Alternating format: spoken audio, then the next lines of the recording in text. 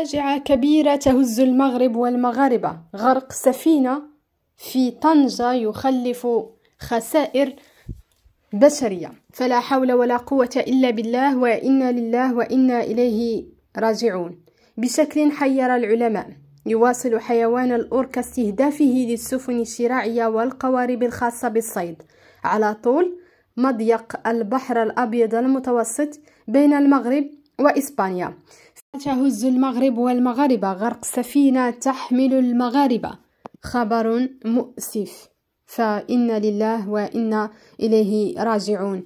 بشكل حير العلماء، يواصل حيوان الأوركا استهدافه للسفن الشراعية والقوارب الخاصة بالصيد على طول مضيق البحر الأبيض المتوسط بين المغرب وإسبانيا، فيما توجه أصابع الاتهام إليه في غرق 2 من الصيادين المغاربة منذ أزيد من سنة، لا يزالان مفقودين إلى حدود الساعة.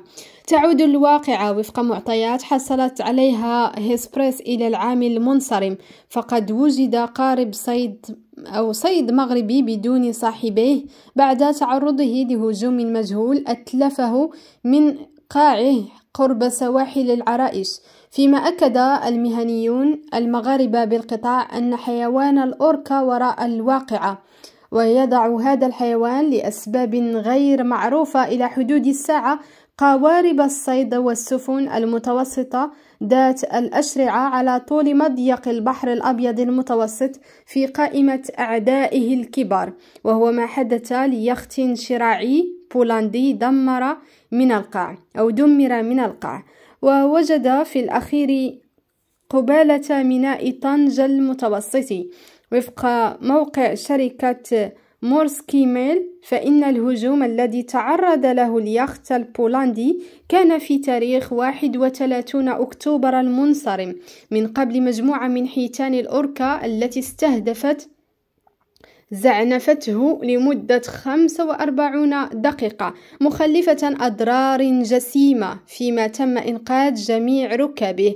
ويسفر العلماء وفق صفيحة إنسايدر الواقعة بأن هذه الحيتان تقوم بذلك بدافع المرح أو بفعل حوادث قد أزعجتها في السابق. الطرح الثاني يقدمه يوسف بن جلون رئيس غرفة طنجة المتوسطية للصيد البحري، الذي قال إن هجوم الأوركا المتواصل مؤخرا على القوارب ذات الأشرعة يحتمل أن يكون سببه حادثة لهذه القوارب قد أضرت بفرد من الأوركا كانت مجموعته بقربه وشاهدت الأمر.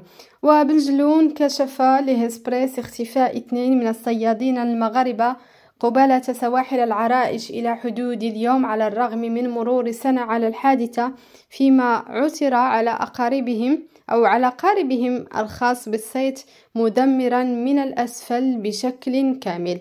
وهذا الهجوم مشابه لما تقوم به الأوركا عادة. وأضاف المتحدث أن عمليات البحث التي تمت من قبل البحرية الملكية لإيجاد الصيادين المغربيين المفقودين لم تسفر عن أي نتيجة إلى حدود اللحظة، رغم تيقن الكثير منا أن حيوان الأوركا يقف وراء هذا الاختفاء.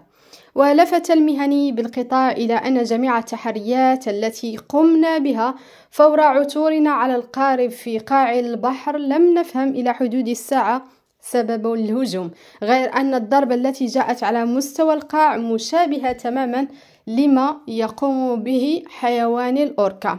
أشار بن جلون إلى أن الأوركا ذكي للغاية وبدرجة لا تصدق، حيث يمتلك رؤية واسعة لمحيطه، وربما في مضيق البحر الأبيض المتوسط قد تعرض لمضايقة من إحدى السفن الشراعية، ثم بعدها بدأ يشرع في عملية الانتقام.